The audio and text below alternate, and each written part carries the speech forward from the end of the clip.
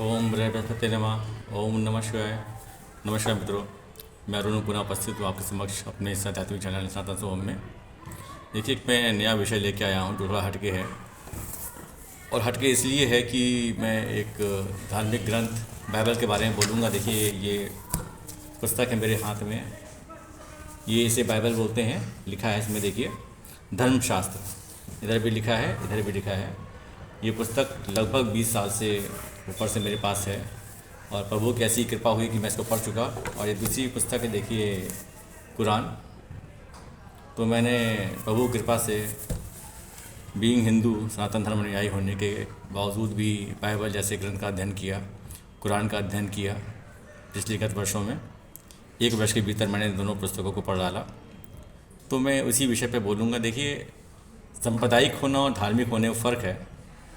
तो थोड़ा सा मैं व्याख्यान इसलिए कर रहा हूँ कुछ बोलने से पहले कि क्योंकि मैं एक सनातन पथ के चलने वाला व्यक्ति हूँ, शिव भक्त हूँ। और मेरे परलौकिक गुरु बृहस्पति जी हैं। उनकी कृपा से मैं इस योग्य हुआ कि मैं आगे शास्त्रों का, धर्म पुस्तकों का अध्ययन कर पाया और इस योग्य हो पाया कि मैं कुछ कह पाऊँ। मेरे माध्यम से कुछ बातें आगे लोक कल्याण के लिए से मेरे कल्याण के लिए भी सामने आए। तो बाइबल धार्मिक ग्रंथ है जो पाश्चात्य संस्कृति है इस धरा पर। देखिए, परम सत्ता एक है, सूर्य एक है, चंद्रमा एक है, जो पूरी पृथ्वी पर रोशनी देने का कार्य करते हैं। तो सत्ता एक होने के बावजूद जो विभिन्न रूप लिए हैं, चाहे हमारे सनातन धर्म में हो, अन्य धर्म में, चाहे सिख धर्म हो, बुद्धिज़्म हो, जैनिज़्म हो, उस तरीके से पाश्चात्य संस्कृति में सबसे पहले जो चीज़ आई वो थी तौरेत नाम की पुस्तक। तौरेत ओल्ड टेस्टामेंट के नाम से कहा जाता है। फिर कुछ समय के बाद कालांतर में आई जबूर, जो भजन संहिता है, मुख्य रूप से दाऊद के द्वारा आई। उसके बाद आई एंजिल, जिसे बाइबल बोलते हैं, जो विश्वविख्यात है, जो मुख्य रूप से जीसस, ईसा मसीह के द्वारा, उनके अनुयायियों के द्वारा आयतों के रूप में आई, लिपिबद्ध की गई।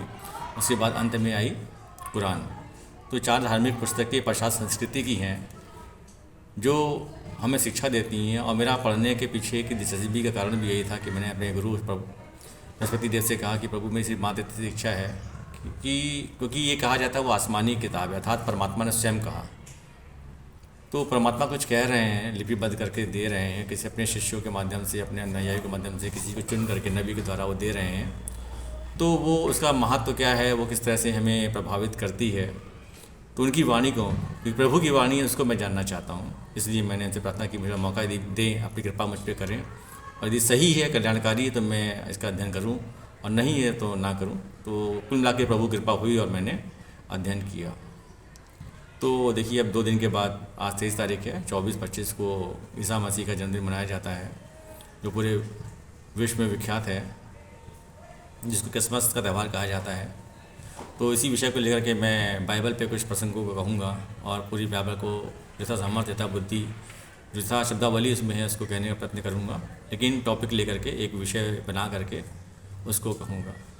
तो देखिए, पहली बात मैं कहूँगा बेतलेहम पे, क्योंकि जो जीसस का जन्म हुआ वो बेतलेहम पे बताया जाता है, वहाँ पे हुआ, यरूशलेम, बेतलेहम।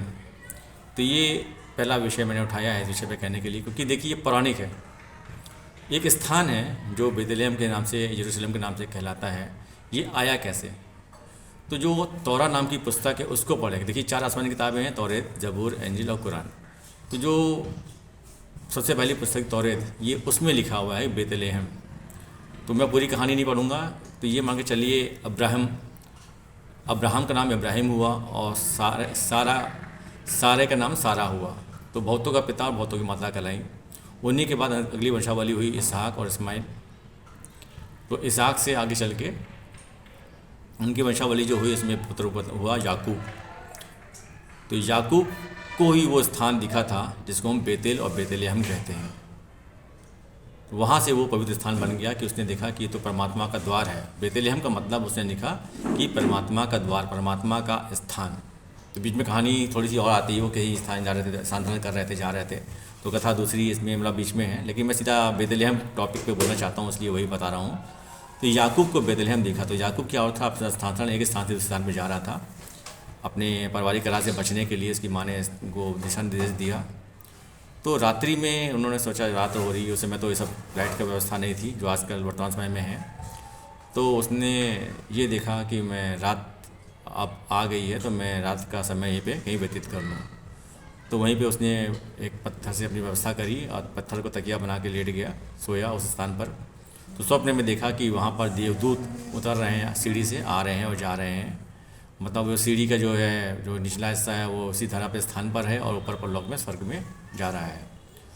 और परमात्मा ने दर्शन दिए कि मैं तेरे पिता का परमेश्वर, अब्राहम का परमेश्वर मैं ही हूँ, और जो स्थान पे तू लेटा है पवित्र स्थान है मेरे लिए। यही स्वर्ग की सीढ़ी जाती, स्वर्ग के स्थान पवित्र परमात्मा का द्वार है वो। तो वो बेतलेहम जब सपने में देखा उसने तो थोड़ा भयभीत भी हुआ, डरा भी, और उठ के उसने ये जान लिया कि ये परमात्मा का पवित्र स्थान, पवित्र भूमि है, ये परमात्मा का द्वार है। तो जिस पत्थर को अपने सर में लगा के सोया था तकिया के रूप में, उसने उससे वहाँ पे उसको स्थापित किया और उस पर तेल का अर्घ दिया। देखिए, अर्घ देने की परंपरा बहुत पुरानी है जो वहाँ पे चलती थी, और हमारे वर्तमान समय में भी हिंदू समाज में, हिंदू धर्म में, सनातन संस्कृति में सूर्य को अर्घ देने की परंपरा विश्वविख्यात है।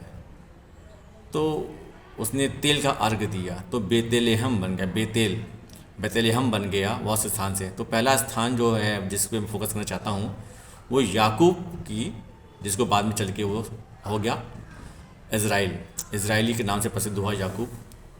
तो बेतलेहम का जो स्थान है वो सबसे पहले याकूब की जानकारी में आया।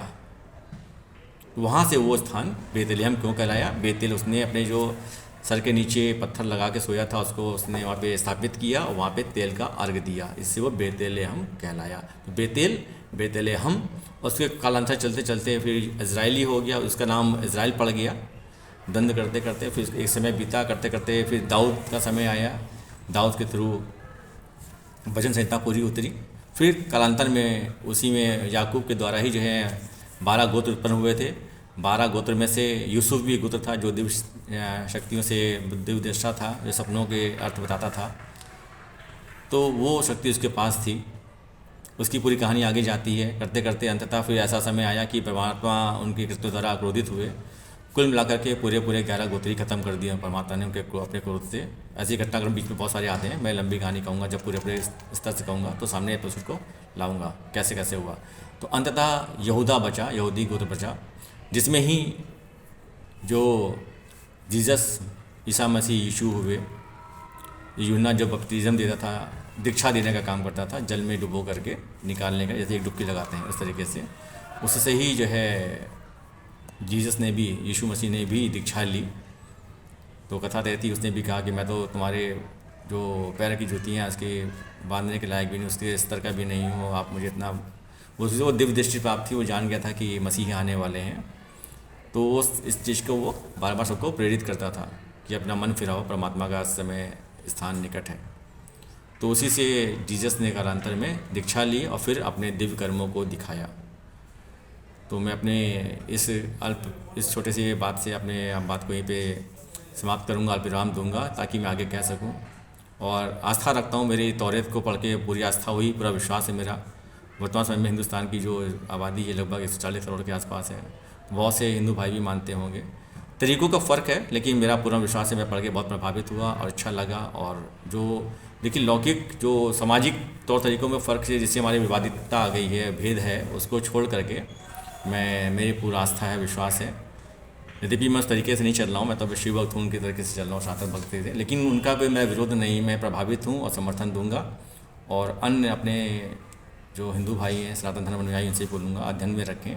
जानकारी प्राप्त करने में, किसी ज्ञान का समर्थन करने में कोई दिक्कत नहीं है, क्योंकि विश्व विख्यात हम लोग, हमारा जो हिंदू धर्म है पूरा विश्व गुरु है इसी आधार पर, क्योंकि ज्ञान को समझता है। और यही वजह है कि हमारे देश में, हमारी भूमि पर अन्य धर्मों का भी स्थान है, सबका सम्मान है। तो प्रभु मुझ पर भी कृपा करें, आप पे भी कृपा करें। जय मसीह। ओम नमः शिवाय।